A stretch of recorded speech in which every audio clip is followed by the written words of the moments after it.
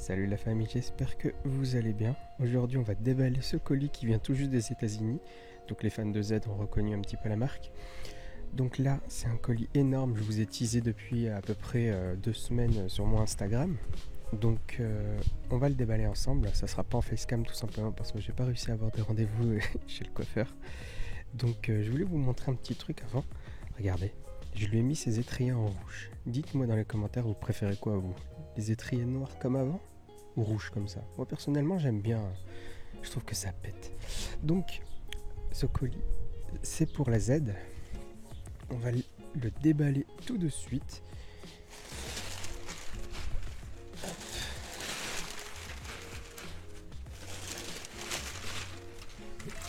Bon, désolé si ça vous nique un peu les oreilles ce bruit, mais bon je peux pas faire autrement. Donc là je suppose que vous avez remarqué ce que c'était. Donc à la forme déjà, on est sur un pare-choc. Donc ce pare-choc, ce n'est pas le n'importe lequel. On est sur un pare-choc Nismo. Donc comme vous pouvez voir, on nous a donné des rivets, etc. Donc j'ai pris le bundle complet qui est censé arriver normalement avec ce qu'ils appellent le hardware. Donc le hardware c'est tout ce qui est visserie, etc. etc. Donc vous voyez, on n'est pas sur de la merde, hein. On est vraiment sur une visserie qui vient directement des entrepôts Nissan. Vous voyez, donc ils m'ont donné aussi un petit t-shirt qui fait plaisir. Donc tac, voilà, stylé. Là, je vais vous montrer ce qu'il y avait dans ce colis. Donc c'est les petites baguettes qui sont censées se trouver directement sur les pare-chocs. C'était mieux emballé que ça, hein. C'était pas à l'arrache comme ça, il y avait un petit plastique pour le protéger, etc. Je vais vous montrer un petit peu les numéros de série comme ça. Si vous avez envie de commander directement dans un groupe Nissan, enfin dans un garage Nissan, excusez-moi, bah vous avez juste à leur donner ce numéro de série. Ça représente le pare-choc qui se trouve ici. Donc c'est ce numéro de série. Si vous voulez les petites baguettes, je vais vous montrer le petit numéro de série qui est ici. Donc ça correspond. Au niveau de votre pare-choc, vous avez des petites aérations. Et ces aérations, il faut les combler du coup avec ces petits caches. Donc c'est pas du tout les trous au niveau des feux de jour. C'est juste qu'il y a vraiment des petites aérations qui doivent se trouver un peu comme celle-ci. Vous en avez comme celle-là, en gros il y a un trou, donc une aération avec un petit cache. Bah, c'est pareil pour ça. Alors il doit y en avoir des deux côtés, donc je dois avoir deux colis qui ressemblent. Donc faites bien attention, comme vous voyez ici écrit RH, donc right, et ici vous avez le LH, ça veut dire le left. Faites bien attention à ne pas prendre deux fois le même. Ici apparemment on a un paquet de rivets, donc les rivets c'est l'espèce de petits clips directement qui se mettent pour attacher le pare-choc. Vous avez deux références visiblement, il y en a une ici. Vous en avez une là. Non, c'est les mêmes références, je dis de la merde. Donc il faudra deux petits sachets de rivets. Ici vous avez ce qu'ils appellent des protecteurs. On va ouvrir ça. Et voilà ce qu'ils appellent des protecteurs. Donc les protecteurs ont un rôle. C'est un espèce de cache, si vous voulez, qui vont se trouver entre le pare-choc et le pare-boue. Donc pour pas qu'il y ait de petits gaps, il y a cette petite partie qui doit se plugger. Donc vous voyez, il y a l'arrière du pare-choc ici. Elle doit se plugger comme ça à l'intérieur. Donc voilà, pour moi ça a l'air complet. Donc je vous ai montré le premier protecteur, je sais pas si c'est exactement les mêmes. Pour moi oui, regardez, c'est exactement les mêmes numéros de série si je les mets côte à côte. Donc il n'y a pas de right hand ou de left, etc. Hop, donc alors on arrive à la fin du coup de ce petit unboxing. Je vais vous montrer ce que vous attendez tous, c'est le pare-choc. Alors ils m'ont donné donc la totalité du pare-choc avant, c'est-à-dire le pare-choc, les petits caches le petit cache-trou en gros pour que l'air passe pas. Ensuite il y a les petites protections entre les pare-boues à l'arrière. Ils m'ont donné les baguettes et évidemment le pare-choc avec tous ses rivets. Ici j'ai bien entendu le deuxième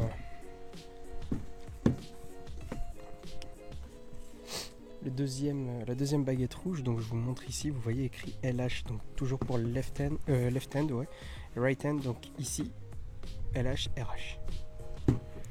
Voilà. Donc le dernier déballage correspond directement à ce qui nous intéresse le plus, notamment le pare-choc. Donc il se présente comme ça, et on va le déballer bien gentiment. Donc voilà à quoi il ressemble. Donc vous voyez, il est magnifique. Ici c'est pour les LED de jour. Mais moi je vais mettre des LED pas d'origine parce que il y a un autre colis que j'ai teasé pour la Z et vous allez comprendre pourquoi.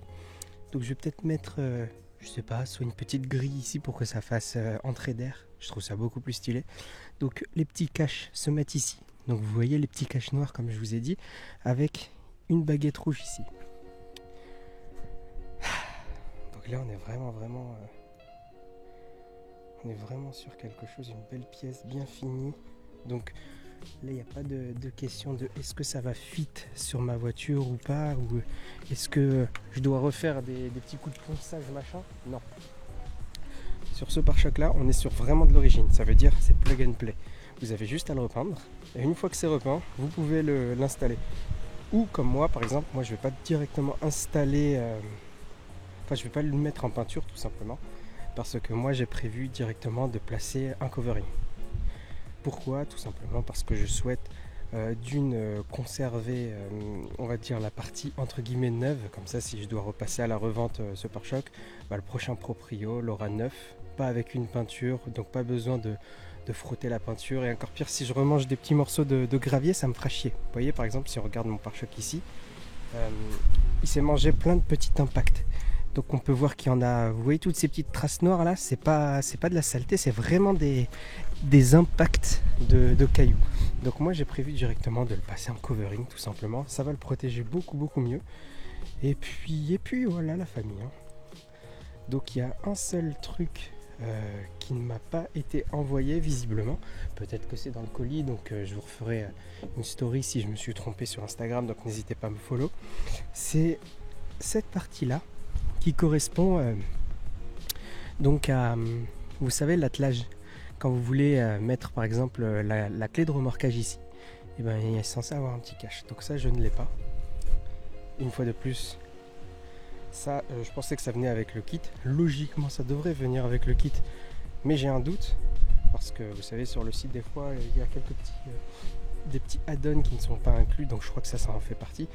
Mais ça après vous voyez c'est que dalle, ça coûte 2 € chez Nissan, vous y allez, ils vous le donnent, peu importe où vous reprenez celui de la voiture.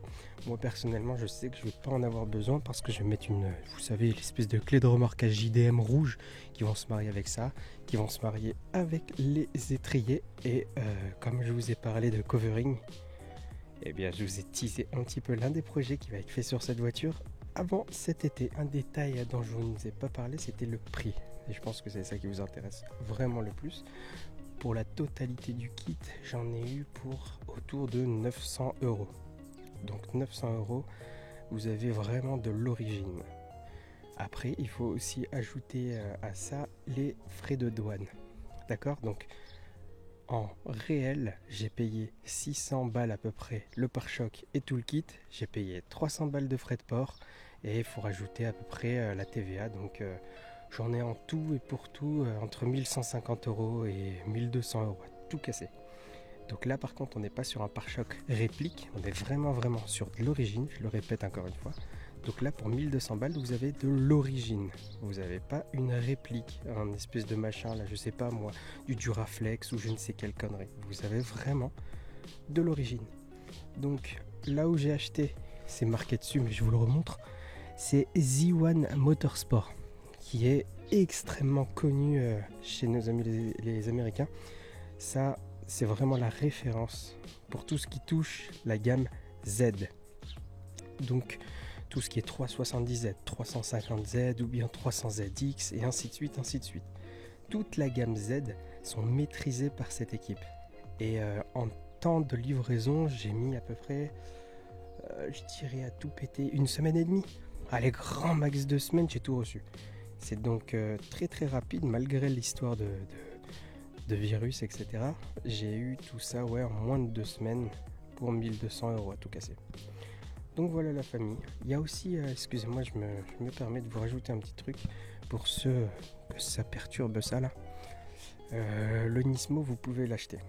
D'accord? Donc il se trouve aussi, il y a une option pour pouvoir ajouter ça. Il y a une option pour pouvoir ajouter le Nissan, mais bon, comme vous l'avez vu ici, j'ai un Z qui va se marier parfaitement avec ce pare-choc. Donc j'ai pas besoin ni du Nismo ni de ça. Parce que moi je trouve que mettre un badge Nismo sur une voiture qui n'est pas Nismo de base, c'est n'importe quoi, tu vois. Après, chacun ses goûts. Il y en a qui le font parce que justement ils ont un body kit Nismo, ça va de soi qu'il faut mettre le badge Nismo. Pour moi, tant que ma voiture n'est pas une vraie Nismo, que ce n'est pas écrit, que je n'ai pas la plaque Nismo à l'intérieur, pour moi je n'ai pas à mettre ça. Donc ça, j'ai acheté quelque chose ici. Vous allez le voir dans les prochaines vidéos, donc qui fait à peu près cette totalité là, qui va bien s'emboîter avec ça. Vous allez comprendre et ça va cacher les trous. Donc voilà. Et ces petits